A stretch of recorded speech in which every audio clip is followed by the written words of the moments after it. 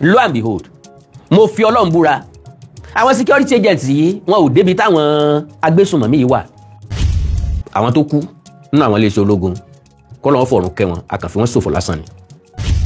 àdéhùn tíjọ wà láàrin àwọn àti àwọn ajínigbé yìí ẹ má máa màjá ẹ má yọnu púpọ̀ á gbọ́rọ̀ lẹ́nu ẹni tí wọ́n jí gbé. táwé kóńkó eléyìí tó má tà ń bẹ̀ nípa rí àwọn ọmọ yẹn gbà wálé padà láyọ̀ àtàláfíà yes a ní interest láti mọ̀ ọ̀nà tá a gbà rí wọn gbà padà. àwọn tó wọnú gbó lọ tó lè wá jábọ̀ fún federal government jábọ̀ fún state government àwọn ló parọ́ fún àgbà tán dé. ẹ̀yin Mákindé bá sọ owó òlu yín mọ́kúmọ́kú wàhálà ilé ayé tán nu ẹgbẹ́ lọ bí ó bá yẹ kẹ́ ẹgbẹ́ lọ ẹ bá fa tó bá yẹ kẹ́ ẹ bá fà. ṣùgbọ́n lórí ọ̀rọ̀ torí ire tá à ń sọ yìí Ṣèyí Mákindé ní point. àti kò wá sí ọ̀nà àbáyọ pẹ̀lú ọ̀rọ̀ àwọn àti gọ́ọ̀mẹ̀ntì wọ́n wá lókè káwọn mọ gbàdúrà ṣùgbọ́n káwọn mọ gbàdúrà lórúkọ Jésù káwọn sì mọ jẹ́ káwọn gbọ́ pé àwọn ń gbàdúrà. afẹ́fẹ́ ti fi àtìrí fòrò adìẹ àṣírí ti tú ṣùgbọ́n tó ń dùn mí tó ń bí mi nú bẹ̀rẹ̀ wípé ṣèjọba sáwọn security agents ṣé wọ́n máa ń rò pé gbogbo wa ní Haúsá ni.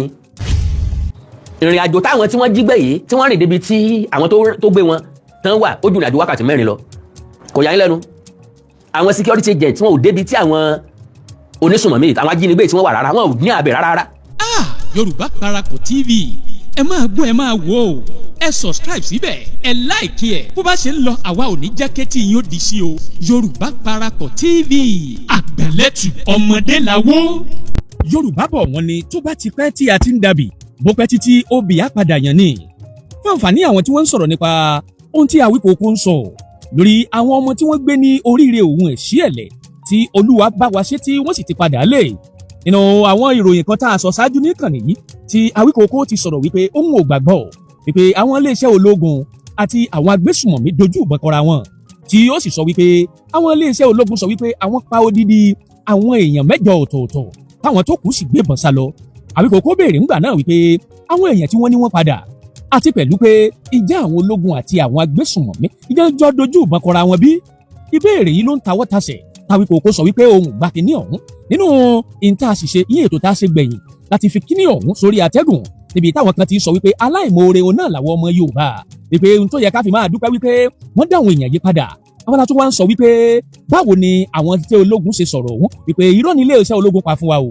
ṣùgbọ́n ṣá o Awíkòkó tún ti ṣe àwọn ìwádìí kan nígbà tí àwọn èèyàn bẹ̀rẹ̀ sí pé tí wọ́n ń sọ wípé nǹkan tó ń sọ yìí irọ́ ló pọ̀ ń bẹ̀ wípé iléeṣẹ́ ológun àwọn ni wọ́n gbé pẹ́rẹ́gì kaná pẹ̀lú àwọn agbésùmọ̀mí tí wọ́n sì gba àwọn èèyàn ọ̀hún jáde. nínú ẹnìkan tí orí kó yọ tí wọ́n yìí ń ṣe interview fún òun náà ló ti tú pẹrẹpẹrẹ ọ̀rọ̀ ọ̀hún bẹ́ẹ̀ bá gbàgbé ọ̀rọ̀ tí ẹnìkan tó sọ̀rọ̀ tán pé orúkọ rẹ̀ ní Sakios sọ òun náà ni Awíkòkó sọ̀rọ̀ lórí nígbà náà. ṣùgbọ́n ìwádìí kan tó ti wá wáyé nígbà níbi tí ẹnìkan tó ti sọ̀rọ̀ nípa àwọn tí wọ́n jí gbé ní oríire yìí ibẹ̀ lẹ́ni ọ̀hún ti sọ̀rọ̀ bí àwọn agbésùmọ̀mí ṣe sọ fún wọn wípé ó ní olónìí òun náà ni àátúyín sílẹ̀ tẹ́sí máa lọ tí wọ́n sì júwe ọ̀nà fún wọn. níbi ẹ̀ ni Awíkòkó ti ṣèwádìí tí wọ́n ti rìn fún odidi wákàtí 4 ọ̀tọ̀ọ̀tọ̀ kó tó di pé wọ́n dé gbòòrò kó tó wá di pé àwọn sójà dúró dè wọ́n ní títì tí wọ́n sọ pé ẹ̀yin náà láti ń dúró dè ń bì. ohun táwọn ẹni ọ̀hún sọ òun náà ni wípé àwọn rìn fún odidi wákàtí kan kó tó di pé àwọn tún rí ọ̀kadà àwọn agbésùmọ̀mí àwọn agbésùmọ̀mí gan ló sì gbé wọn láti ibi tí wọ́n wà tó náà rìn fún odidi wákàtí kan àbọ̀ kó tó wá di pé àwọn sọ wípé àwọn ò lè gbé wọn kọjá àbí ìmọ̀ o lẹ́yìn ìgbà tí ọ̀kadà ọ̀hún gbé wọn tó jẹ́ tàwọn ajínigbé òun náà tún ni wọ́n tún fi ẹsẹ̀ rìn fún odidi wákàtí kan àbọ̀ míì nínú èyí tí wọ́n sọ pé approximately ó máa tó wákàtí 4 ọ̀tọ̀ọ̀tọ̀ tí wọ́n fi rìn.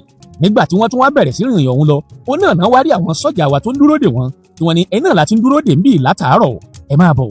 Awíkòkó ti fìdí ọ̀rọ̀ ọ̀hún múlẹ̀ wípé àwọn sọ́jà wa ò yìnbọn bẹ́ẹ̀ ni wọ́n jìjàkadì pẹ̀lú àwọn agbésùmọ̀mí. gbogbo ẹni tó sọ pé Awíkòkó tiẹ̀ kọ̀ ó ní tòun ò kọ àti dí t'Awíkòkó fi ṣe bẹ́ẹ̀.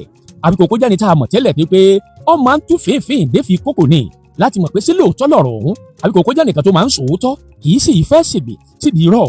eré ìwádìí ọ̀hún ló sì ń ṣe níbi tí a ti wá fẹnu ọ̀hún ọ̀rọ̀ ọ̀hún jóná nínú fọ́nrán tí wọ́n fi hàn yìí ẹ wò lágbára pọ̀ ìwádìí tó lóòrìn ti wà lórí ẹ̀ kì í ṣe pé àfàìmoore ni kinní ọ̀hún bí kò sí wípé ká fi kinní ọ̀hún dúpẹ́ lọ́wọ́ Ọlọ́run ni o ṣùgbọ́n sáà ohun t'Awíkòkó ń sọ náà ni pé kí iléeṣẹ́ ológun má parọ́ fún wa mọ́ kẹ́sì má parọ́ lórílẹ̀‐èdè Nàìjíríà ẹ̀ mọ̀ pé òótọ́ ló yẹ ká sọ kò sí tó burú mbẹ̀ bí iléeṣẹ́ ológun bá sọ wípé a ní kí wọ́n kó àwọn ọmọ òun padà pẹ̀lú ìbásọ̀rọ̀pọ̀ láàrin àwa méjèèjì bá a sì mú mọ̀lẹ́bí wọn a sì lọ́ọ́ gba àwọn ọmọ òun padà àwọn kan wá ń béèrè pé arákùnrin òun tó kú ńkọ́ tó jẹ́ sójà tó kú ìwádìí ti wá fi hàn wípé ara sójà tó kú nígbà tán kọ́kọ́ yin bọ́ǹbù nígbà àkọ́kọ́ ni wípé fídíò rẹ̀ náà fi hàn lórí ọ̀kadà wípé nígbà tí wọ́n lọ mọ́tò ni wọ́n gbé lọ kù sọ́kadà ńbẹ̀ bẹ́ẹ̀ bá sì wo sójà tán sọ kókó ọ̀hún orí ọ̀kadà àárín ọ̀kadà méjì náà gbé sí ẹ wo ọ̀rọ̀ pọ̀ ńbẹ̀ nínú fọ́nrán tí wọ́n fi hàn wáyé níkànnì yìí ẹ mọ̀ pé bọ́rọ̀ ọ̀hún bá ṣe ń lọ àwa kì í jẹ́ kí ti ẹnìkankan ó di sí i kí ló bá ṣe ń jábọ́ bí àpò òyèrè náà láàmú abùn yín gbọ́ nítorí tí ẹ wà náà ní Yorùbá Parapọ̀ TV ọwọ́ ajẹ́gbẹ́ àkọ́kọ́ lẹ́yìn wò wá tàbí tí ẹ̀yin gbọ́ wa ṣùgbọ́n ẹ ò tí ì tẹ subscribe button síbẹ̀ àwọn ń bẹ̀ yín ni bá wa tẹ̀ sójú ẹ̀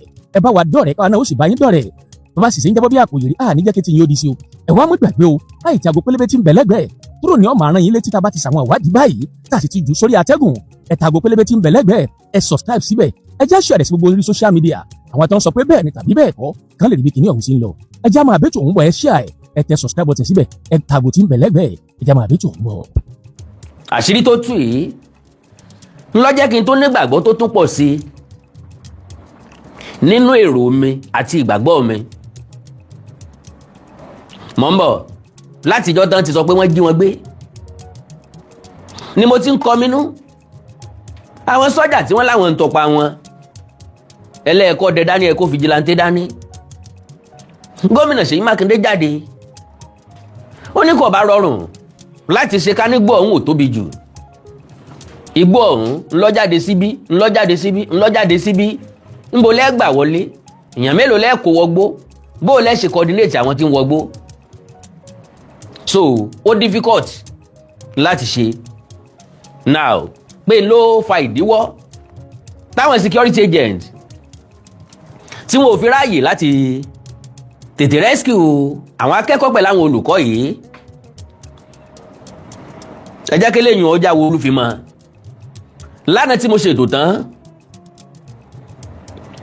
mo ṣètò lóru ńgbà tí wọ́n jí mo rí mẹ́sẹ̀jì àwọn èèyàn rẹpẹtẹ lórí fóònù mi kì í ṣe ẹ̀ṣẹ̀ rẹpẹtẹ àwọn èèyàn kọ̀ọ̀kan tàbí kí n pé èèyàn méjì péré ẹnìkan obìnrin ni ọmọ Ìbàdàn ni majority àwọn èèyàn máa ń sọ̀rọ̀ with sentiment and emotion èmi àkàndọ̀rọ̀ ayókòǹkò kì í ṣètò with sentiment and emotion èmi máa ń sọ ìhà tí nǹkan kọ sí mi bí ọpọlọ mi ṣe gbé mọ́ bí mo ṣe rí sí bí mo ṣe rò pọ́ yẹ kó jẹ́ calculation mi initiative mi ìwọ̀nba ọgbọ́n àtọpọlọ tọ́lọ́ ń fún mi torí bí abámọ̀lúdé làákìlú mọ́ so màmá yẹn kọ lẹ́ntì ẹ̀písù rẹpẹtẹ ntọ́kọ́nú ẹ̀ ní pé Ṣèyí Mákindé ò ní nǹkan kan lọ́pọlọ iye owó báyìí ló kó jẹ ìgbàdógójì èrò wájà kinní kan àwọn wọlé kan wọ́n ṣe kinní kan ó ti talẹ̀ kan ó ti ṣe kinní kan mo ní different case lélẹ́yìí láàyè ọ̀tọ̀ ní Ṣèyí Mákindé bá sọ owó òlu yín mọ́kúmọ́kú wàhálà ilé ayé ìtànnù ẹgbẹ́ lọ bí ó bá yẹ ká ẹgbẹ́ lọ ẹ bá fa tó bá yẹ ká ẹ bá fà ṣùgbọ́n lórí ọ̀rọ̀ torí ire tá à ń sọ yìí Ṣèyí Mákindé ní point mi ìwà nítorí pé mo fẹ́ ńgbà tí Ṣèyí Mákindé ọ̀gbà nǹkan kan lọ́wọ́ mi ìsọmọ ìpínlẹ̀ Ọ̀yọ́ ń rajà lọ́wọ́ rẹ̀ ẹbí mi ò rajà lọ́wọ́ rẹ̀ kò rajà lọ́wọ́ wa ó wà exchange owó rí ńgbà wúmà yọ bọ̀rọ̀ jẹ́ ọ wá ní ẹ má gbowó lọ́wọ́ Ṣèyí Mákindé o so gbogbo àwọn nǹkan yẹn wà so irritating gbogbo àwọn nǹkan yẹn ṣe kíni ó wà irritating mo ò gbé irú nonsense wo leléyìí sọ yìí right away mo block mọ̀mọ́ yẹn dànù irọ́ ìpa ó ní I think your perception over the rescue of kidnapped victims has to change. Trust me. Nigeria is a sovereign nation. Governor Ṣèyí Mákindé doesn't have his families and children. None of them are living in Oyo State. Nbí ọba wùyàn ní family ẹ̀ lè gbé náà. Eléyìí ìṣètò ọ̀dọ́ tí kì í ṣe tó kan èmi. Nbí tó bá ṣe kíni? Nbí tó bá wùyàn ni mọ̀lẹ́bí onítọ̀ lè gbé. Nbí ọba wù Ṣèyí Mákindé ló lè fẹ́ bí ẹ̀ sí. So, in Oyo State, it governs, looking like a shit hole. Just take a look at the primary school, nursery school. I'm sure his dogs or chicken, he will not put them inside. Talk less our children. Hello, gbogbo school káàkiri state. Primary and secondary school tó jẹ́ ti government káàkiri state. Kò sí lè tó dá ń bẹ̀. Tẹ́ bá ń sọ tìpínlẹ̀ Ọ̀yọ́, yàtọ̀ sí Lagos State nìkan.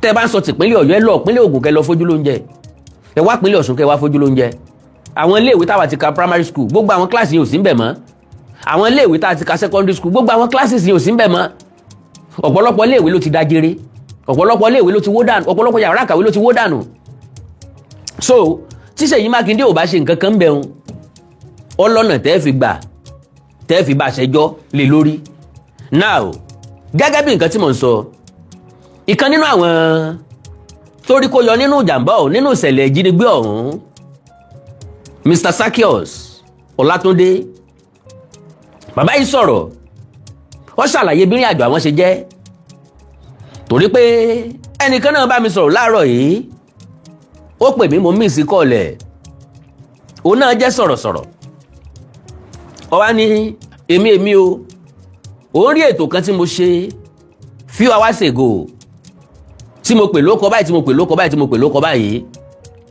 ń pé ó wá yà òun lẹ́nu pé mo sọ pé àwọn security agents wọ́n fẹ́ gba ògo iṣẹ́ tí wọn ò ṣe so pọ́ yà òun lẹ́nu mo wá ní ó yà òun lẹ́nu àṣà o àyè ibi tá a bá mọ̀ lóde láàkì ló mọ́ ẹ̀dá kan ò ní ga kọjá èrò kálukú wọ̀ bára mu bọ́lọ̀ bá ṣe kẹwa kò bára mu bá a ṣe rí nǹkan ọ̀tọ̀ọ̀tọ̀ mo ní we see things differently kó sì má gbàgbé pé analyst lèmi nbi tí n bá rí ni mo máa sọ n tí n bá rí ni mo máa sọ bó bá ṣe rí lójú mi ni mo ṣe máa sọ so ló nítorí tilẹ̀ ń tọ́lọ́run ó sì panu ẹ̀ mọ́ àsìkò ti fóònù ọ̀rọ̀ sì lọ now kóńtọ̀ náà wá tẹ́sí ẹ̀bẹ̀lẹ̀ jẹ́ kó wá fi gbéyàwó ọ̀rọ̀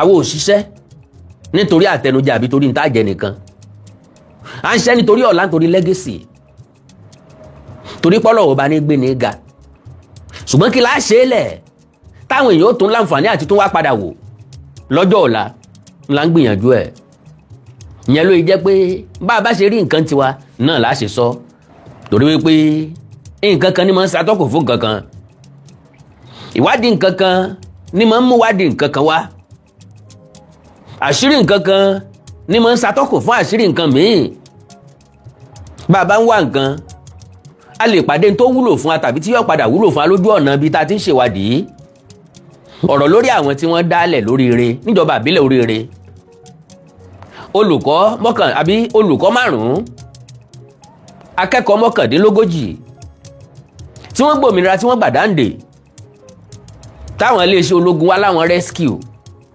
náà ló gbé mi wá now Mr. Sakios Ọlátúndé bàbá ìkẹnubàlàyé wọ́n dì wọ́n lójú fún 56 days àwọn tó jọkùnrin wọn mọ̀ bóyá yé làwọn wà bóyá ọ̀run ni wọn mọ̀ bóyá pínlẹ̀ Ọ̀yọ́ làwọn wà bóyá pínlẹ̀ ibòmíì ni bóyá orílẹ̀-èdè míì tiẹ̀ ni wọn mọ̀ bóò ni wọ́n ṣe rìn ó ní láàárọ̀ ọjọ́ tí wọ́n wá Ògbómọ̀ṣọ́ lòun ń gbé ṣùgbọ́n òun á máa sùn lábúlé yẹn tó ń bá ní nǹkan tó ń fẹ́ ṣe àwọn ní test ọlọ́jọ́ méjì Thursday and Friday ó wá wò wípé láti kó l'Ógbómọ̀ṣọ́ máa lọ sí bẹ́ẹ̀sì òun láàárọ̀ ọjọ́ test gangan lójú ọ̀nà tí ò ṣe trust pẹ̀lú ọkọ̀ tí ò ṣe trust táyà lè jò ẹ́ńjìn lè ní 40 nǹkan kan lè ṣẹlẹ̀ kó wọn má dára òun lọ́wọ́ kó wọn dúró síbẹ̀ náà kó wọn sùn bẹ̀ kí ṣé ó lè bà yá àwọn tí ń ṣe test lọ́wọ́ òun kàn gbọ́ tí gbogbo iléèwé dàrú ni táwọn máa ń pariwo bandit wọ́n wá wò pé kí ni ṣẹlẹ̀ àwọn akẹ́kọ̀ọ́ ti bójú window bọ́ta olùkọ́ kejì táwọn jọ ń coordinate test invigilate test òun náà ti bójú window sálọ òun náà bójú window ṣùgbọ́n arthritis mò ń lẹ́sẹ̀ kan bíbalẹ̀ tó wọ́n balẹ̀ lẹ́yìn kíláàsì orí ẹsẹ̀ yẹn ló ń balẹ̀ lé lórí ohun ò lórí ọ̀fẹ́ àti gbéra mọ́ ó lè rìn mọ́ àwọn akẹ́kọ̀ọ́ tí wọ́n tẹ̀lé wọn dúró tó wọn á ní kán máa lọ́n tí wọn kán máa dúró de òun àwọn eléyìí wọn lọ òun wá sápamọ́ sínú igbó aṣọ green ló ń wọ̀ aṣọ iléèwé àwọn white àti brown ni funfun lòun dámọ̀ lábẹ́ igbó ṣùgbọ́n green òun lẹ̀ bẹ́bẹ́ sáàrin Akíntọ́lá ń bẹ̀ pẹ̀lú gbótó tíìk tòdí ẹsẹ̀ pé Agbesunmomi kan tó rí òun kò mọ̀ pé èèyàn ni ó dẹ̀ tẹ òun lẹ́sẹ̀ mọ́lẹ̀ kọjá ṣùgbọ́n tòsíbi tó ń wà akẹ́kọ̀ọ́ kan ń bọ̀ tó ń jóbìnrin ó rí òun kò wá lọ mọ́ òun sọ pé kó máa lọ kó máa sá lọ kò lọ ó dúró sí tòsí ọ̀kan wájú òun akẹ́kọ̀ọ́ òun ni wọ́n mú lakẹ́kọ̀ọ́ wá wọ̀dọ̀ òun ló wá rẹ́rìn wíwò tó wọ̀dọ̀ tó rẹ́rìn ní làwọn yẹn fi mọ̀ pé èèyàn bẹ́ẹ̀ náà fi bẹ̀rẹ̀ sábẹ́ igbó náà fi ró òun ó ní bọ̀bọ́ yẹn kọ́kọ́ sí àwọn ojú ẹ̀ ń gbé ṣé èèyàn lélẹ̀ àbí kíni ìgbà tó rí pé èèyàn ló wá ní kó wọ́n jáde bọ́n ṣe mú àwọn nìyẹn àti gbọ́ gbogbo ìrìn àjò bí wọ́n ṣe rìn dénú igbó wọ́n ṣe fi mọ́tò principal gbé wọn débi tán ti fọ̀kadà gbé wọn kí má bàa lo àmì fàágùn because ẹ máa gbọ́rọ̀ lẹ́nu máa yẹn gangan fúnra lára ẹ̀ ó máa explain Kẹ́mi Àkàndọ̀rọ̀ Awíkonko tó máa tẹnu mọ́ nǹkan lemọ́lemọ́ tàbí kí n tó sọ wípé wọn gba nǹkan gbọ́ ó láti jẹ́ pé mo kẹ́fi tàbí mo rí Ọlọ́run kẹ́mi bẹ́ẹ̀ mo ní ẹ rescue àwọn èèyàn àwọn security agent láwọn neutralize àwọn kan àwọn arrest àwọn kan kí ló dé tá a rí picture àwọn tẹ arrest they are not suspect again ẹni tá a bá pa lọ́wọ́ ẹ̀ ló fapájá that is ọwọ́ wọn lẹ ti bá àwọn èèyàn ókè o ẹ wá gbà wọ́n jáde ọ̀daràn làwọn tẹ́ tó mú wọn wọn ìsafurasí ókè ó yẹ ká rí picture wọn kódà kan jáfurasí ọ̀daràn ṣe bẹ́ẹ̀ ń pàrédè àwọn ọmọ yahoo ẹ̀ ń pàrédè àwọn tó jalè ẹ̀ ń pàrédè àwọn tó górí àwọn tó lọ wú òkú oríṣiríṣi lẹ́ ń pàrédè kí ló dé tẹ̀lé pàrédè àwọn àjọmọ̀gbé so and again àwọn tẹ́lẹ̀ neutralize fídíò wẹ̀dà lo and behold mo fi Ọlọ́run búra àwọn security agents yìí wọn ò débi táwọn agbésùnmọ̀mí yìí wà àwọn tí ń lọ wájú ọ̀wẹ̀yìn kálukú ọmọ ibi tó rí ń gbé àwọn rè wọ́n rìn more than 40 minutes to 1 hour kí wọ́n tó débi tí ọ̀kadà ti ń dúró dè wọ́n láti gbé wọn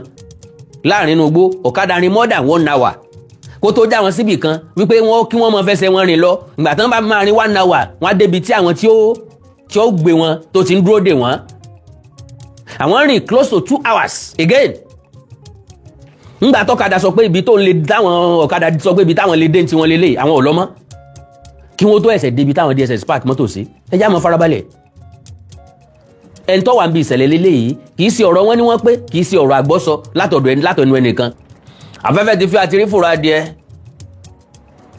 àṣírí ti tú ṣùgbọ́n tó ń dùn mí tó ń bí mi nú bẹ̀rẹ̀ wípé ṣèjọba sáwọn security agents ṣé wọ́n máa ń rò pé gbogbo wa ní Haúsá ni ṣé wọ́n máa ń rò pé gbogbo wa ní kò sẹ́ni tó gbọ́n láàrin wa mọ́ kò sẹ́ni tó nírònú tó láròjinlẹ̀ láàrin wa mọ́ ẹ lè blame wọn ilé ayé la wà tẹ́nìkan jáde tó ní ejò gbówó mì bóyá 40 something million àbí 53 million gbà náà ó lè ejò gbówó mì ìkan náà ní ọ̀bọ kówó jẹ ní Nàìjíríà àtàjọ wáyé náà ni so wọ́n ti ń fẹ̀gbìn ọ̀hún lọ̀ wá ti pẹ́ a sì ń gbà á mọ́ra now àwa ní rescue ti Ọ̀yọ́ Odòyọ̀ National Park tó wáyé táwọn ẹni ẹlẹ́ni lò 56 days nínú ìgbèkùn pé ọ̀nà tí wọ́n gbà wọ́n kalẹ̀ ó lọ́wọ́ kan àbòsí nínú Ṣèyí Mákindé ló ń pe àjọ àgbáyé United Nations àtàwọn àjọ bẹ́ẹ̀ bẹ́ẹ̀ kí wọ́n wá bò ń ṣèwádìí gbogbo akẹ́yìn lé ní o ẹni tí ó ṣépè ẹni tí ó bẹ́ẹ̀bú bó ti politicize ẹ̀ pé kí ló ń try láti insinuate kí ló ń try láti sọ lo and behold apology to Ṣèyí Mákindé in that area kọ́lọ̀ ó foríjì wá kó sì mọ́ torí ọ̀rọ̀ ọlọ́rọ̀ gbá wa lẹ́nu Àkàndọ̀rọ̀ Awíkonko Àjàó àrò Awíkonko aṣọ lójú ọlọ́rọ̀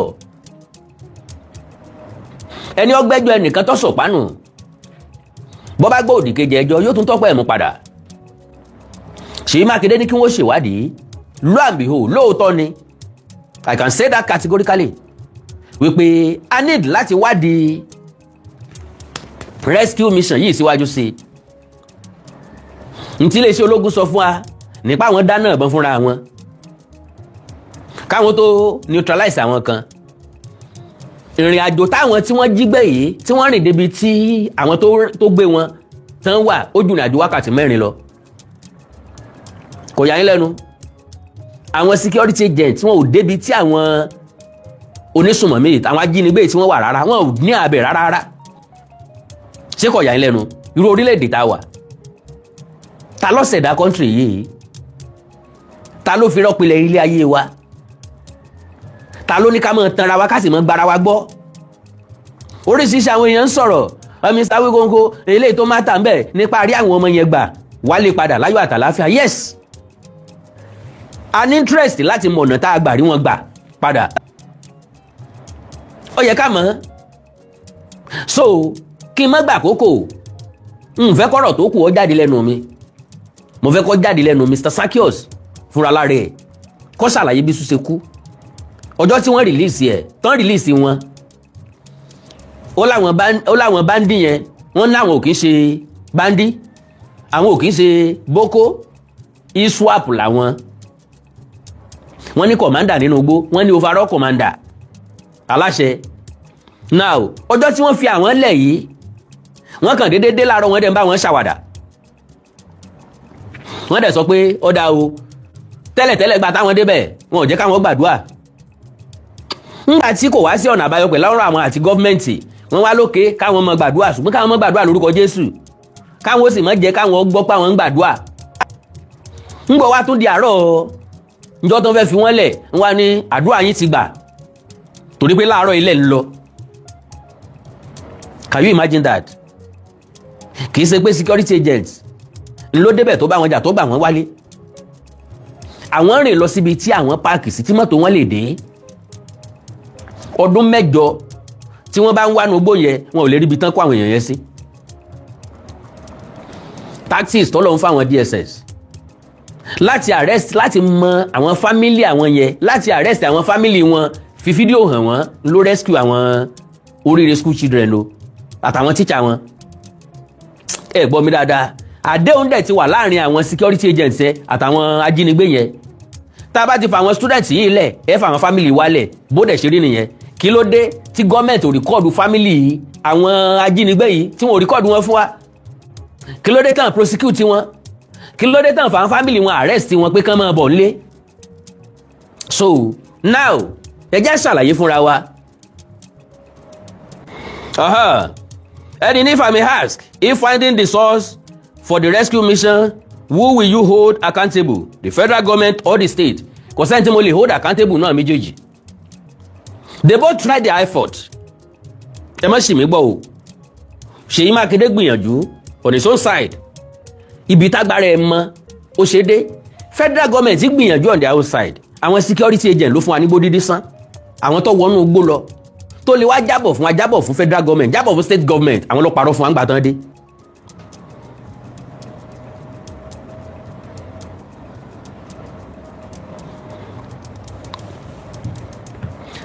Because lórílẹ̀‐èdè Nàìjíríà kò sí tó burú téèyàn bá ní àkóyawọ́, kẹ́dọ̀ ọmọ sòótọ́ ó dáa púpọ̀. Àwọn ọ̀jọ̀gbọ́n olórin ti kọ́ sẹ́yìn, òdodo ní gbórílẹ̀‐èdè léèké, káfíìmọ̀ ṣọ̀kan kájọ gbógo ilẹ̀ yìí ga, òdodo tí gbórílẹ̀‐èdè léèké ó wá sí Nàìjíríà. Àwọn security agent yẹn pé wọ́n fẹ́ gba oríyìn fúnṣẹ́ tí wọn ò ṣe. Iṣẹ́ ìwo ni wọn ò ṣe? Ọ̀rọ̀ wọn yàtọ̀ sádẹ́tẹ̀. Ńgbà mo lé mú mọ́ gbá lójú, wọ́n ní wọ́n á bẹ̀rẹ̀ sí wàlé ìkànnà báyìí, agbọ́ ti gbígbá lójú.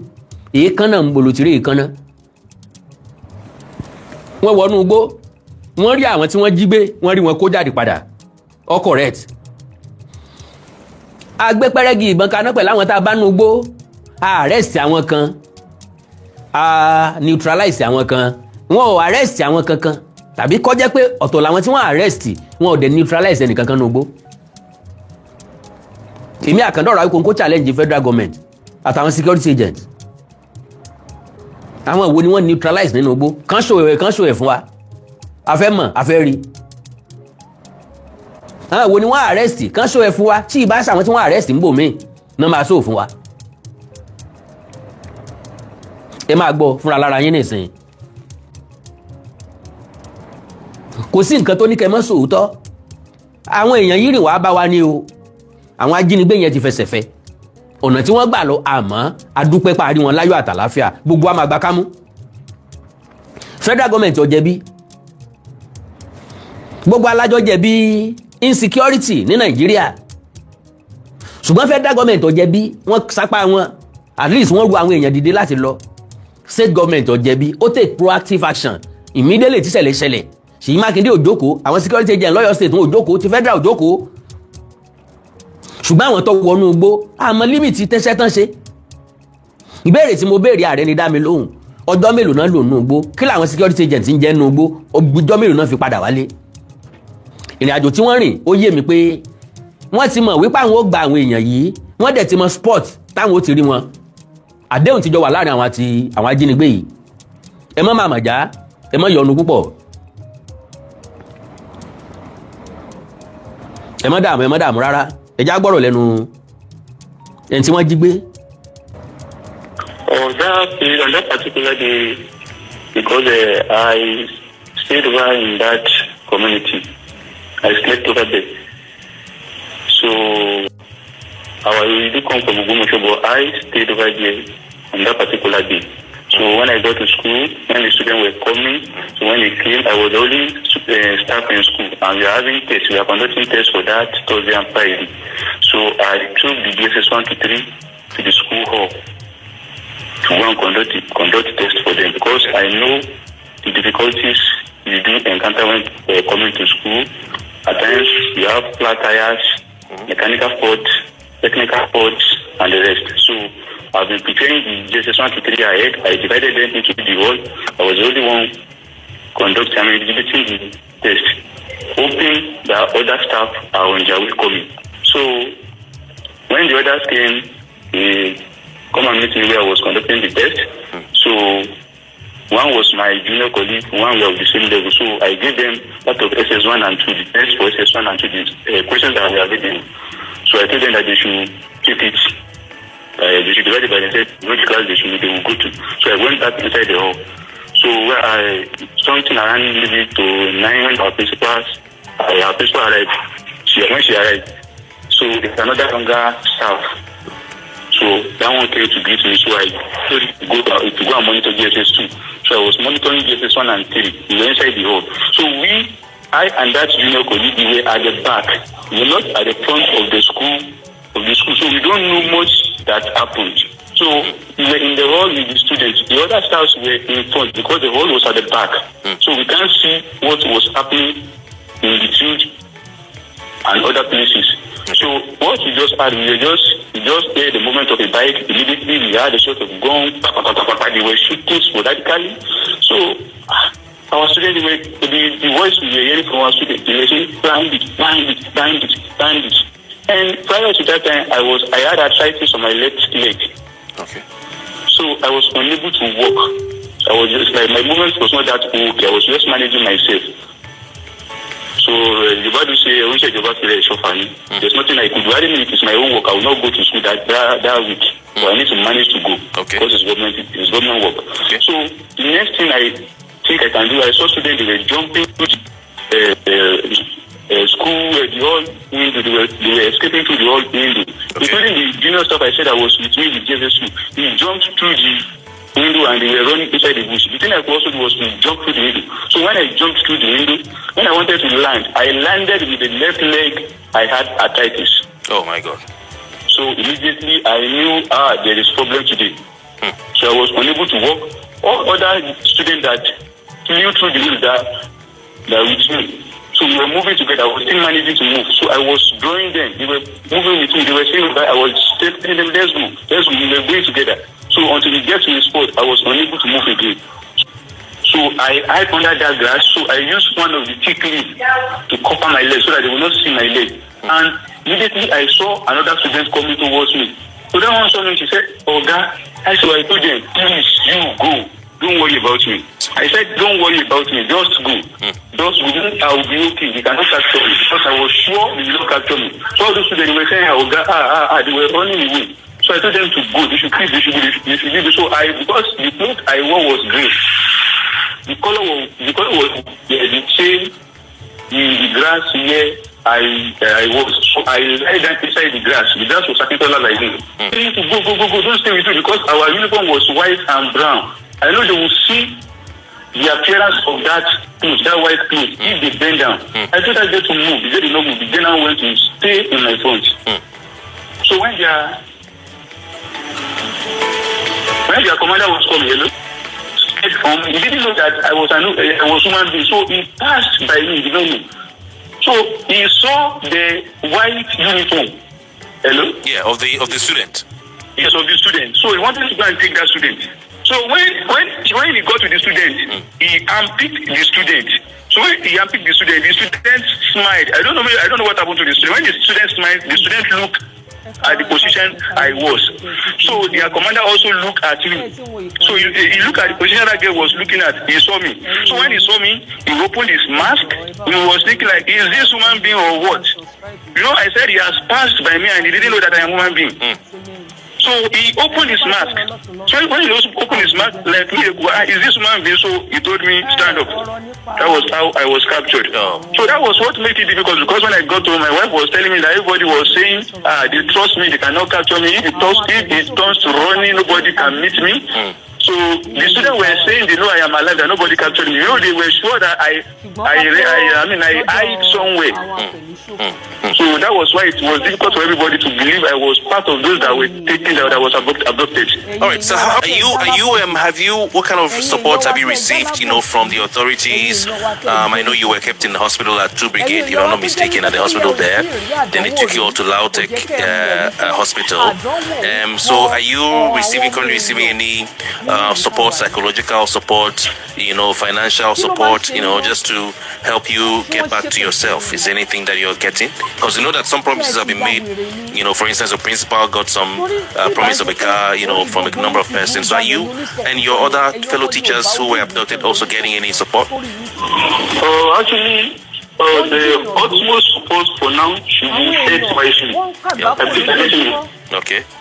And the government, the person of Governor, the Excellency Governor, he has tried his best. Okay. Even and we thank God that the best, God has favored and honored the best he tried. Okay.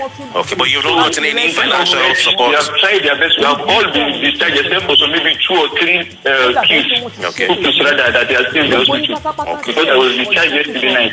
Okay. So when I did the deployment, that's where I was posted to, and now I am still in that school. So we have been hearing some scenario of bandit attack, but this is the first one that is pertaining to coming to school to abduct school staff and students as well as pupils. We have been hearing before that they have been kidnapping people, seeking for ransom and rest. Okay. So but in terms of financial support, actually we don't know what the government is doing. He is going to do for us, but he said he will support the family, but he knows what he's going to do.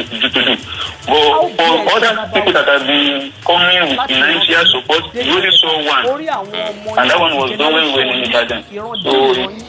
èmi kọ́ ni mò ń question gọ́ọ̀mẹ̀ntì, ọ̀rọ̀ tẹ́ni sọ ló question gọ́ọ̀mẹ̀ntì, ló question authenticity security agency. ẹ jẹ́ ká lo sense ìwọ́jà farabalẹ̀, ẹ̀kọ́ ni gbogbo àǹkọ́lé ayé.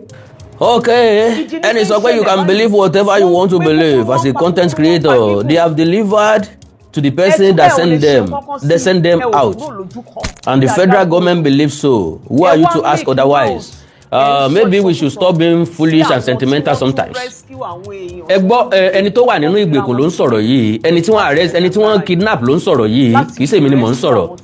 ẹ má máa wà sentiment, ẹ má máa wà too emotional, ẹ má máa ṣe bí ẹni tó mọ gbogbo nǹkan tán, ẹ má jẹ́ ní tó farabalẹ̀. tiwa ni láti ní tó bá ṣókùnkùn láti wá síta. That is my own and that is my life, that is part of me. I don't care about what anybody see, what anybody believe. ntẹ́mi believe ọ̀tọ̀, ntọ́lọ́ fi dá ọpọlọ fún gbogbo wa nìyẹn. So ẹ jẹ́ ká take it easy. Every one of us. So in terms of our principal, we are just saying maybe the principal has been given 2 or 3 cards, but I don't know how sure it is. As at now, gbogbo àwọn tí wọ́n rescue yìí promise nìkan wọ́n gbọ́, wọn ti fulfill kankan bẹ́ẹ̀. ìyẹn náà tó discuss. Rumors and fake news and the others. Kò tí ì ṣàlàyé bá ṣe rescue wọn. But the one I'm sure is that everyone was enveloped when we were in Ibadan. Okay, for a good Nigerian Samaritan. How did you survive for 56 days? Were you being fed by these terrorists? Because I tell you what, the whole country was. For all 56 days, fẹnu kata, rice àti epo. Were you rescued? Ibi tí mo gbé wà nù. It was miraculous. It was people's prayer and God's help. Let me put it that way. So they were the one that just come to us, and actually, after we have spent some. They were the one that just come to us that fateful day. Kì í ṣe pé wọ́n jà dọ́dọ̀ wọn.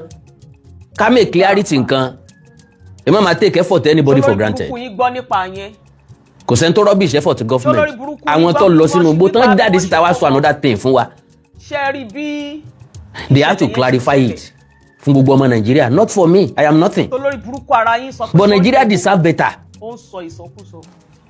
When we go there, they were telling us we should not pray. But when after a month, they told us that we should be praying, but we should not call the name of Jesus out. And whenever we are praying, we should not pray out so that they will see.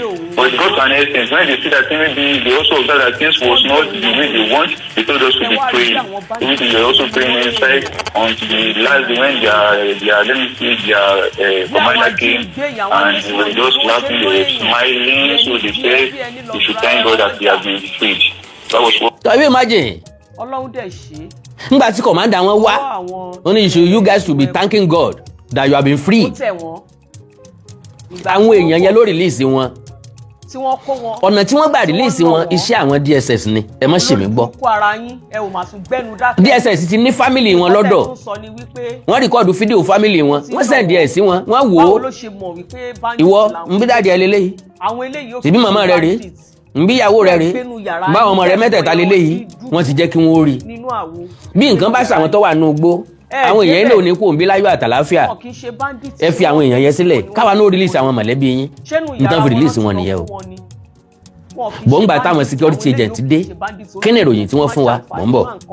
Actually what you said is difficult to say on air, but I will just say the little I can say about it. Because many people when we came out, when we were there, we were blind. No ordinary blind, but we were blind. We don't even know if we were in Nigeria or other country because we don't know anything. We don't know where we are. We don't know what is happening. We were saying maybe the government has forgotten us. So, but all I can say is that all the prayers people prayed for us, God answered the prayer. But in time of feeding, those people they really tried for us. They really tried for us. Right from the day we were abducted, they have told us on the way we were going that if we cooperate and the government cooperates, there will be no problem. Hope you get what I'm saying. What language did they speak to you in? They were speaking Hausa, so we're speaking English, Yoruba. Oh, you're speaking Yoruba? Yes, they were speaking Yoruba, but they were not Yoruba people. Wọ́n kàn gbọ́ Yorùbá. Okay, but not Yoruba, but they were speaking Yoruba. Some of them were speaking Yoruba to us. Some were speaking English, some were speaking Hausa language. Okay. How? Yesterday we should open our eyes because the two men that came out alive, we were blindfolded, we were handcuffed, our leg was chained as well. Thank God. They told us to open our eyes, to open the cloth from our eyes, and they came to use the chain and the ankle. And then they asked you to go, or did they take you to a particular spot? Did they ask you to go, or they take you to a particular spot? Now, ẹ jẹ́ ká sáré kẹ́kọ̀ọ́ kan bí yìí. Majority wa ń gbà tá a bá wà nínú ìnira. A máa ń sọ̀rẹ́. Bàbá rí ìtúsílẹ̀ àlèmọ́ràn tí ẹnìkejì mọ́. Do you believe? Máà ti ń sọ̀rọ̀ yìí, they left him behind. Àwọn tó kù ẹ̀ dẹ̀ lọ. Níbi ìgbà tán rescue wọn, tán sọ pé kán máa lọ, tán dẹ̀ rí pé ẹnìkan sì kú ńlẹ̀. Ṣé bó yẹ káwọn tó kù dúró kí wọ́n má lọ ni? Lo and behold, wọ́n lọ o, wọ́n fi ilẹ̀ kí ló dòun dúró, anchor fọwọ́ ẹ̀ ò tètè yọ. Àwọn tó kù dẹ̀ ti ń lọ. No, I mean these people that captured us, these Boko Haram, they say they are not bandits, and they say they are not Boko Haram, but they say they are ISWAP. Okay, so where did they take you to before releasing you? Or did they take you back to Rire or where?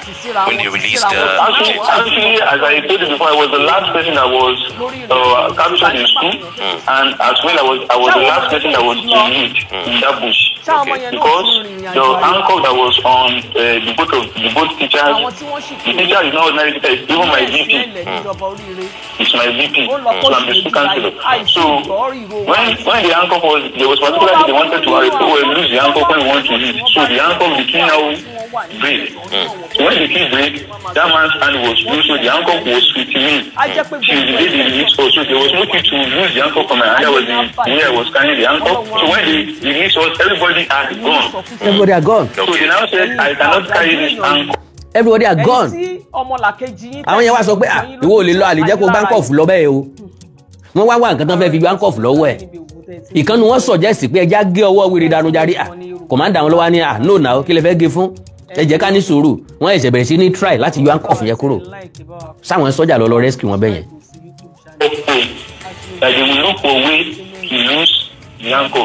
God bless you. They said they engaged the bandits and which led to the death of the soldier. No, ní ìbẹ̀rẹ̀ ọjọ́ tí wọ́n kọ́kọ́ ọjọ́ tán kọ́kọ́ fẹ́ rescue wọn ni sọ́jà yẹn ti kú kì í ṣègbà tí wọ́n lọ lóòótọ́ ni wọ́n sọ fún apá àwọn engage wọn ńgbà tán débẹ̀ pé àwọn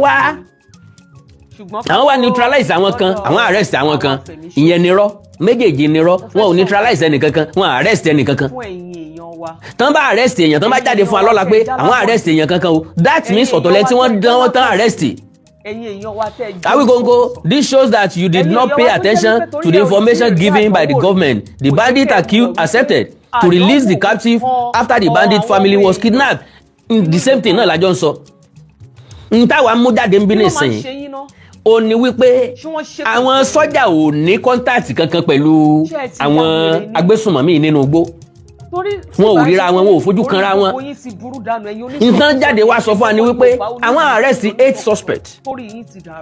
Àwọn dẹ̀ neutralize others. Tíjọba bá tí iléeṣẹ́ ológun bá sọ fún wọn pé àwọn neutralize àwọn afurasí ọ̀daràn kan ó túmọ̀ sí pé wọ́n pa wọ́n. Ìyẹn nígbà tí ìjà ṣe gọ́ǹbà tún wáyé láàrin méjèèjì àwọn kan ti kú ìyẹn ni pé wọ́n neutralize wọn. Èmi wá jáde lánàá mo ti ń sọ tẹ́lẹ̀ pé tán bá neutralize èèyàn iléeṣẹ́ ológun máa kó òkú wọn wálé wọn lè pààyàn kan fílẹ̀ nínú igbó ta ni wọ́n fílẹ̀ dé nínú igbó. Sorry o ẹ má bínú ẹ̀yẹ̀ yẹn ẹni sọ wípé the soldier later ran after the bandits and they freed the captive and attacked them. No láíláí ẹ má mọ àmọ̀já distance táwọn ajínigbé yẹn wà sáwọn sọ́jà ó lé ní 5 hours journey.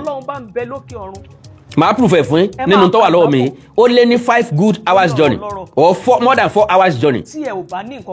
Wọn ò mọ ibi tán lè trace wọn sí mọ́. Because múra àwọn tán release yìí ni wọ́n lọ rìn báwọn sọ́jà bíi tí ìdọ́dọ̀ àwọn sọ́jà. Mọ́tò DSS ló fi bọ́ọ̀sì méjì ránṣẹ́ síwájú. Àwọn yẹn gan wọnú mọ́tò wọn torí wọn bìlì pé DSS ni wọ́n.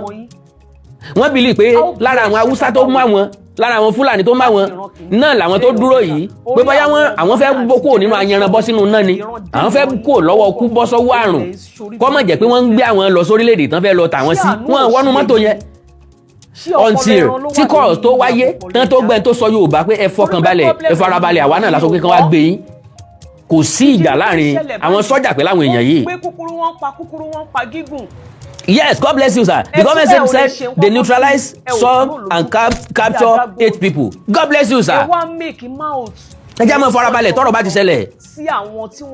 Àwa kan tó wá ń dẹ o ọ̀rọ̀ yẹn síwájú sí pé ọ̀rọ̀ ẹ̀ ò clear lóòótọ́. Ẹ gbọ́rọ̀ máa yẹn jàre ẹ gbọ́ bọ́n ṣe fi wọ́n lẹ̀. Wọ́n lè pààyàn kan fílẹ̀ nu gbóṣá wọ́n gbókù wọn délé. Gọ́ọ̀mẹ̀ ló mọ bí ó ṣe sin bọ́n ṣe sinrú wọn. Àrí fútéèjì àrókù àwọn tán gbé wálé àráwọn tán àrẹ́sì àwa kan ò believe. Nígbà Ṣèyí Mákindé wá ní wọ́n láti investigate majority wá kẹ́yìn bò ó. Ìpérú èèyàn wo ni gan àmọ́ kó mọ nǹkan tó ń sọ. So the other guy, no, they should not cut off my hand. That they should not worry. They will look for a way to handcuff me. So you now want to look for just small tiny rope. It was a tiny rope we used to use the handcuff. So that was how I was also released. So my people had gone far. I don't know how the route they took. I was just hearing their sound. So I was just running towards. ẹ máa gbọ́rọ̀ lọ o. Direction.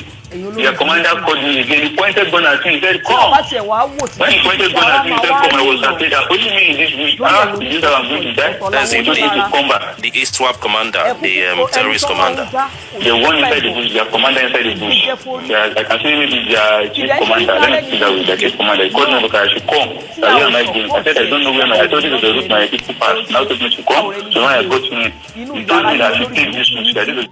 Now, ṣé mọ̀ pé máà nìyí kò ní rísì kankan láti parọ́ 56 days ni wọ́n fi aṣọ dì lójú ẹ wo inú òkùnkùn téèyàn wà for 24 hours for 26 days àwọn tí wọ́n fojú wo inú ogun lélẹ́yìí so kò mọ̀ kankan kò mọ̀nà táwọn tó kù gbà ó wá fẹ́ gba ojú ọ̀nà kan ó bìlí pé òun gbóhùn àwọn èèyàn ọ̀gá àwọn ajínigbé yẹn wá pè ń padà pé ń bo ló ń lọ òun rò pé ibi táwọn tó kún gbà ní ibẹ̀ yẹn kọ́ náà gbà ó ibi ìná gbà náà tó dàrẹ́ tẹ̀ náà tó fìyàn tẹ̀lé lẹ́yìn kó tó lọ rìn báwọn tó kù lójú ọ̀nà.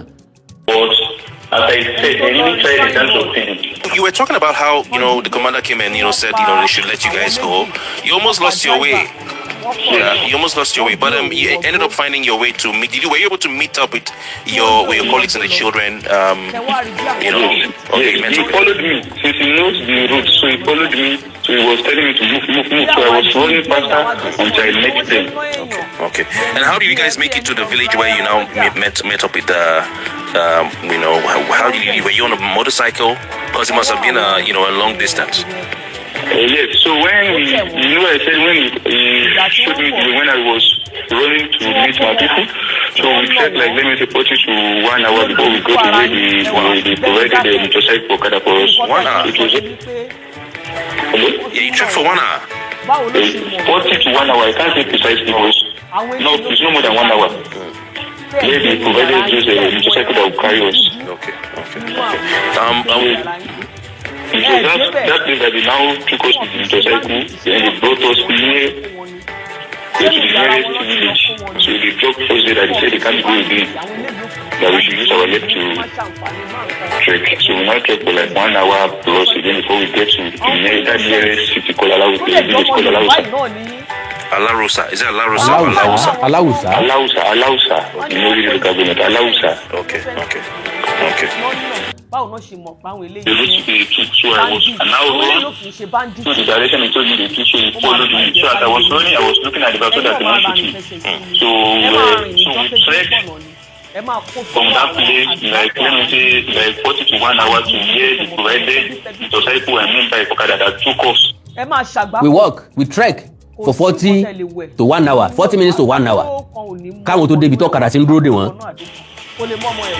From that bush near the nearest village. Okay, so they when it was for like let me say 1 hour 30 minutes to that village, they now stop. They said they can't go further again. Ẹ ti gbọ́dọ̀ báyìí ìrìn tí ọ̀kadà bá rìn fún 1 hour 30 minutes àwọn tí kọ́kọ́ fẹsẹ̀ rìn 1 hour ọ̀kadà tó wá rìn another 1 hour 30 minutes ìrìn tó ọ̀kadà bá fún 1 hour 30 minutes rìn ẹni tó bá fẹsẹ̀ rìn how many hours ni ó fi rìn. wọ́n fira wọn sílẹ̀ láti jàgbàgbà that is number 1. pé kíkiní kó má pọ̀ jù báyìí lọ. And they told us to move olórí burúkú ara náà ẹ̀yin onísọkúsọ ọmọ Yorùbá ẹ̀yin move for 1 hour 30 minutes with our leg both. wọ́n tún fẹsẹ̀ wọn rìn fún 1 hour 30 minutes mi lẹ́yìn tó kàdà drop wọn. The staff, the students, and the purpose. We check for 1 hour 30 minutes before we get to here. Those government to come and rescue us with. Okay, so you now move to where the people, the army people were waiting for you. And, waiting for them. What village was it? Before we got to that village, how did you cope in terms of hygiene? In terms of going to the toilet, having your bath, keeping yourself clean in such a very, very unsafe environment in the open with all the rain falling and all that. How did you cope with your personal hygiene? Naturally, so, in terms of hygiene, as I said earlier, they really tried in terms of feeding. Okay with me. Usually when we put them, we first twice in a day, in the morning and in the evening. Okay. But the people were giving us was just rice, little beans, with salt maggi and oil. Throughout our stay in that place for 36 days, we did not taste anything called pepper. Okay. No pepper, no juicy pepper. So we were eating only rice, little beans, onions, maggi and salt. So when we were finished, we were eating only rice, maggi and salt. So we ate that for 7 weeks. So that was how we, before we got there, so they told us we are going to meet 2 rivers, we met the 2 rivers. So when we got to the other second river, the river was into the bank. So because our principal was the one that led, so I was at the back. I was at the back, so there were like maybe 2 or 3 children that ran to work. So despite all what we went through, I carried the little one. There was a particular one called testimony. I was the one that took that one. I carried that on my neck. So I was just going.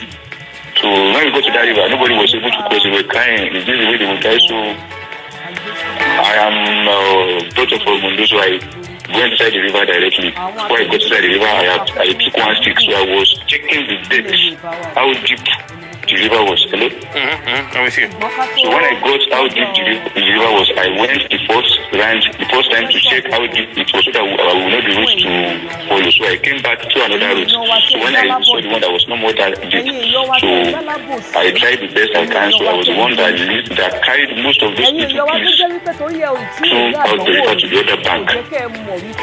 Even some of those elders, they couldn't go through the river. So I was the one that carried most of them. Just really for some people that cross the river to so that they won't, the river won't carry them away. There was even a little boy that the river wanted to keep inside the river, so I quickly took him out. So when we crossed that river, so I was telling them as I was taking them out to the other bank, I was saying continue moving because what I am perceiving before we get to the village is still far. When they told us to be going, they said in the next 1 hour we are going to reach one village. So when we were moving, I told my people, it's what I saw. I'm seeing. We are going to take like 2 hours. Can you imagine? So they told us. Papa. 1 hour. I think that is what they will not tell you it's like 2 hours. So the first one now said it's not good that they should wait till everybody cross the river. I'm with you. So when everybody cross the river, so we told our secondary school students that they should leave. Because when I go to that river, you asked a question earlier, you said how were we taking our bait? So for that 56 days, we the teachers didn't take our bait. Àwọn teacher wẹ̀ fún dídí ọjọ́ 56 days. Wọn ò lè fọyín gan náà. Àbí àwọn tán so lọ́wọ́ tán so lẹ́sẹ̀ bó náà ìfẹ́ jẹun, bó náà ìfẹ́ fọyín jàre. 56 days, we didn't wash our clothes. Wow. So when those guys were going, so immediately when they moved, like let me say 2 minutes, they ran back, they said, oh, God. I said what? The principal said what? He said that they saw 2 dodgy. You don't know. Now, lẹ́yìn ìgbà tí wọ́n ti rìn tán ti kó omi odò tán ti rìn bíi 2 hours. Àwọn tí wàá sọ pé káwọn akẹ́kọ̀ọ́ tó jẹ́ secondary school students káwọn ó sún síwájú káwọn máa lùzó níwájú so that àwọn teacher rí bí máa monitor àwọn kéékèèké bọ̀ wọ́n á gbé àwọn tán bá lè gbé wọ́n fa àwọn tán bá lè fà lọ́wọ́. Àwọn students yẹn ló wá sọ pé àwọn rí mọ́tò méjì níwájú. Náà wá padà wá bá àwọn ọ̀gá wọn. Àwọn tó ń bẹ̀ ń dúró dè wọ́n ti mọ̀ pé wọ́n ń bọ̀. Àjọsọyépọ̀ ti wà láàrin àwọn security agencies àti àwọn ISWAP. Clarification táwa ń gbìyànjú àti make nìyẹn. Yìí sàwọn gangan wọ́n rí ìjà wọn gbà lọ wọn. Tàbí pé àwọn yẹn wá ń sá ibi tán ti wá fẹ́ sá lọ ìròyìn tán kọ́kọ́ fún wa nìyẹn. Bébí tán ti wá ń sá lọ wọ́n wá ń bọ́ sọ́wọ́ àwọn security agents because ọ̀nà kan ṣoṣo làwọn security agents yìí ń tọ̀. They were moving in one route. Igbó yẹn tóbi ju tí wọ́n lè fọ́n ká lọ. Ọ̀hẹ́s security agent gan sọnù o. Omi tó bá mọ níwọ̀n láàárẹ̀ lásì. Ọ̀nà kan ṣoṣo báyìí ni wọ́n ń tọ̀ ní gbogbo wọn ń tọ̀. Ìjà bára wa sòótọ́ ọ̀rọ̀. So wọ́n kàn package àwọn fídíò díẹ̀ fún wa. bọ́n ṣe rìn lórí àpáta wọ́n ṣe tomato lera wọn advert section. nítorí kò kàn yín ni. àwa náà ti rí polówó ọjà àti wọ̀fà wẹ́ẹ̀m àwọn security agent wọ́n try o wọ́n ṣe gbá wọ́n ṣàwo o wọ́n try lóòótọ́ at least wọ́n sáde bí kan tán fi rá wọn tí wọ́n jí gbé tí wọ́n fi láǹfààní àti rí wọn tán fi gbé wọn wálé wọ́n try. ṣùgbọ́n oríyìn tí wọ́n gbà ó pọ̀ ju iṣẹ́ tí wọ́n ṣe lọ. àkàndọ̀rọ̀ àwọn kòkó sọ bẹ́ẹ̀ èmi nìkan sì kọ́ mọ́ sọ wọn ò bá àwọn èèyàn kọ̀ọ̀kan náà realize oríyìn ta fáwọn security agent tán lọ sọ́jà wà ńbẹ̀ navy wà ńbẹ̀ air force wà ńbẹ̀ àwọn special kìnnì kan látọ̀dọ̀ national security adviser wọ́n wà ńbẹ̀ civil defence ńbẹ̀ àwọn dss ńbẹ̀ ọdẹ ńbẹ̀ vigilante ńbẹ̀ all labour lost lórí téèni. ṣó lórí burúkú yín gbọ́ nípa yẹn. táwa tiẹ̀ sì ń sọ pé gbogbo àwọn tó lọ yẹn ó yẹ kán fún ọ ní special owó kán fún ọ ní special promotion.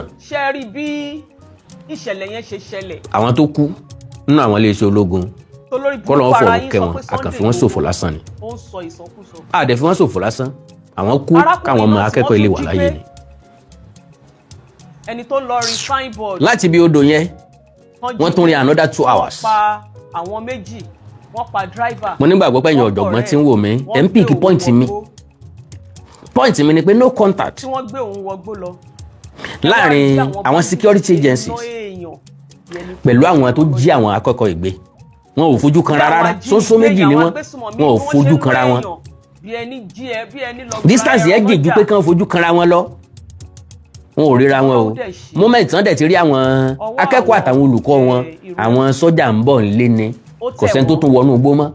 ìgbà tí wọ́n bọ̀ tí wọ́n because bá sì wà nù bóde sìn máa wá tí ò sọnù káàkiri àwọn tí wọ́n release kò sí bọ́n ṣe fẹ́ júwe ọ̀nà. nǹkan tẹ́ ẹ tún sọ ni wípé ibi tí wọ́n fọ̀kadà gbé wọn gbà kò sí bó ṣe fẹ́ fẹnu júwe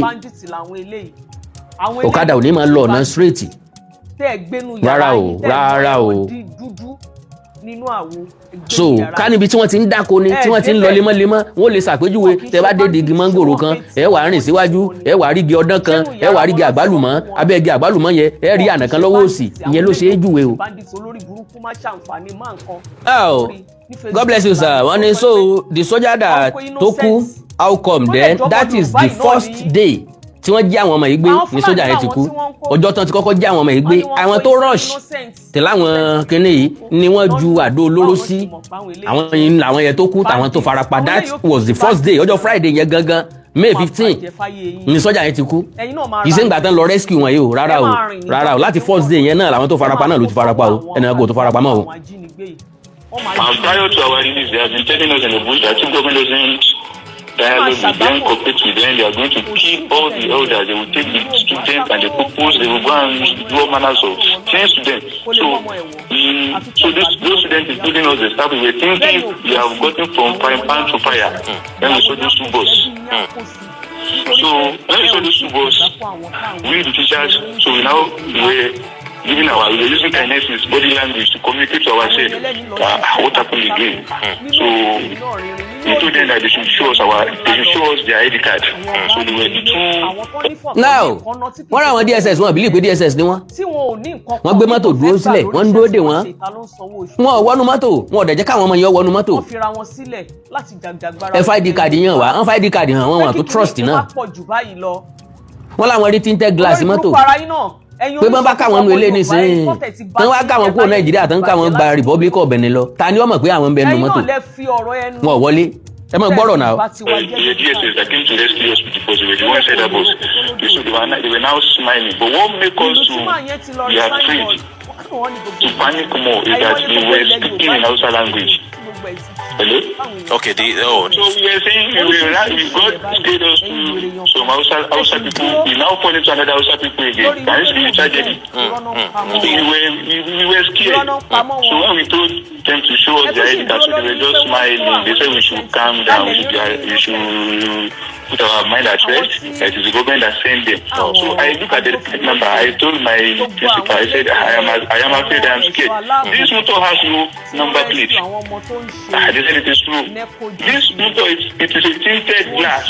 If they are tying us to Mali, they are saying maybe they want to go and sell us or taking us to another place. Nobody will be able to see what is inside this bus. Yeah, that's true. nígbà tó wọ́n tẹ̀ wọ́n tí wọ́n bẹ̀rẹ̀ sí ní later on, so I came back to the back of the bus again. I saw them, they wrote invitations of this Quran citation. It was in Arabic, yes, in Arabic. I said, hey, my people, what are you going to do? Was it in the bus? Sir? Was this in the bus? At the back of the bus, there was a speaker that was Okay. Tuesday. Okay. So Arabic language was sitting on that speaker. So when the two DSS, when they knew that we were paid, so they called the number. When they called the number, so I think the person they called, so the person was speaking in God bless you, sir. Mr. Wekonko, my question is, according to this interview, it means the military are aware of their coming, and from what I see, it is clear the release was an agreement between both parties. God bless you, sir. That is my point. That is part of my point.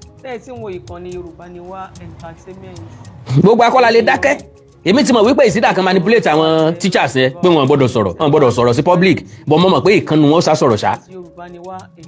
Because tàn bá sọ̀rọ̀ ọgbẹ́ ọkàn ni yóò jẹ́ fún wọn, wọ́n dẹ̀ máa jẹ ìyà yẹn fúnra lára wọn lọ́jọ́ alẹ́. Because àní mo bí tá a ti fẹ́ kọ́ mi. Ọ̀rọ̀ nípa kò ní síbi tá a ti lè gbèjà wọn. Kódà kan promise wọn kan mọ́ fulfill ẹ̀ gan àní mọ̀. Àwọn afẹ̀míṣòfò tí wọ́n pa kúkúrú pa gígùn. The captive never knew the types of negotiation that was between the bandits and government for them to be released at all. Pàápàá wọ́n mọ̀. You are very correct, sir. Mo fẹ́ sọ nǹkan kan. Àwọn tó wà nígbèkùn wọ́n mọ̀ bí wọ́n ṣe negotiate lórí ilé ayé àwọn yẹn kàn sáà dé wípé ó dá o lónìí lẹ̀ ń lọ lé o ọ̀tán nǹkan mọ̀ nìyẹn. Ẹ̀yin èèyàn wa tẹ́ ẹ jó ní sọkúsọ. Ẹ̀yin èèyàn wa tó jẹ́ nítorí ẹ ò tí ì rí àdánwò. Mo wá jáde wípé kọ́nẹ̀ kan ní ó possible kí wọ́n san ransom. Àwọn ọmọ èèyàn nínú ìlú tá a wà yìí. Ẹgbọ́n gba tí mo sọ.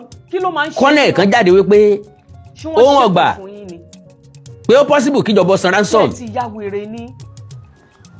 Torí tí ìbá ń ṣe pé orí gbogbo yín ti burú dànù, ẹ̀yin onísọkúsọ yẹn, ẹ̀yin ọmọ Yorùbá oníwìkú onísọkúsọ, torí yín ti dàrú. Látún wá sọ pé kò tún ó ní we didn't see dead kidnapper. Wọ́n ń kàgbákò lójoojúmọ́. There was no confrontation. Wọ́n bá ti jẹ àti mu wọn. Maybe ransom was paid. Wọ́n kó sọ́wọ́ mo jáde láti wá ṣe program yẹn náà. Àwọn bandits àwọn ajínigbé yìí.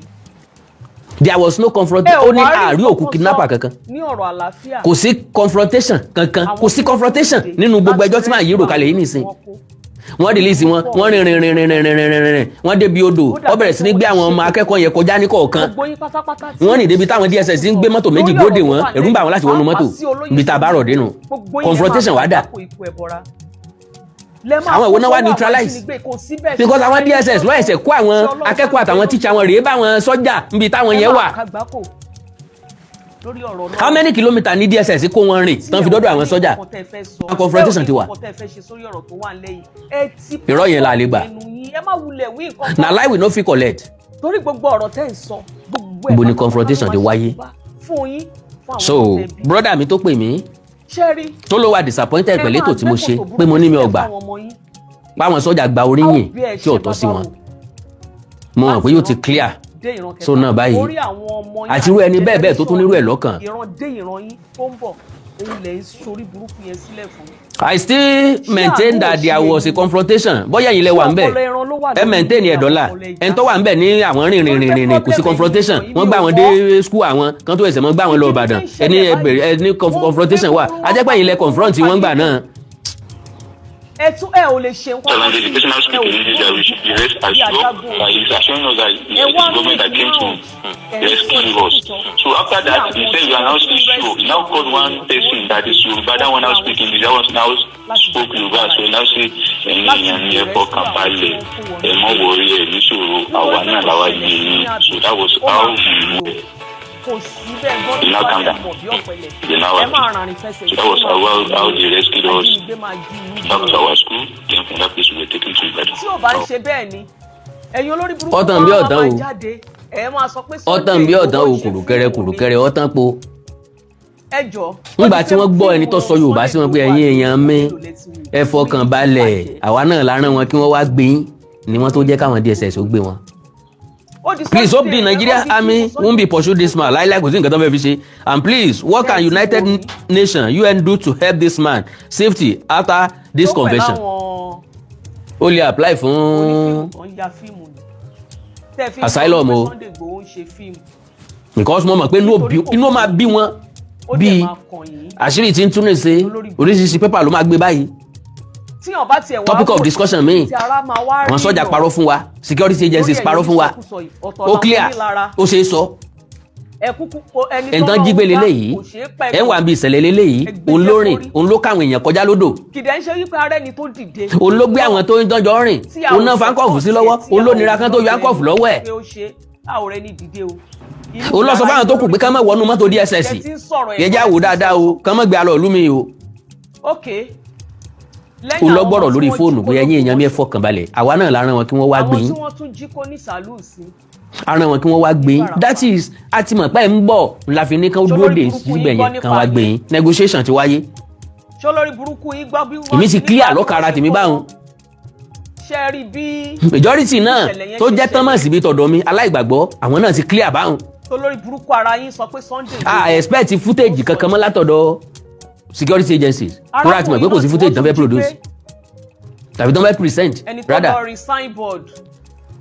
a expect kí wọ́n show picture àwọn tí wọ́n arrest mọ́ tàbí fídíò tàbí footage àwọn tán arrest tó rà ti mọ̀ pé kò sí arrest kankan tó wáyé yàtọ̀ sáwọn tí wọ́n ti mú tẹ́lẹ̀ lórí logistic kì í ṣe nínú gbóná ti rescue àwọn náà ti arrest anybody. Yorùbá Parapọ̀ TV ẹ máa gbọ́ ẹ máa wò ó ẹ subscribe síbẹ̀ ẹ like ẹ bó bá ṣe ń lọ àwa ò ní jẹ́ kétí yóò di sí o Yorùbá Parapọ̀ TV àgbẹ̀lẹ́tì ọmọdé la.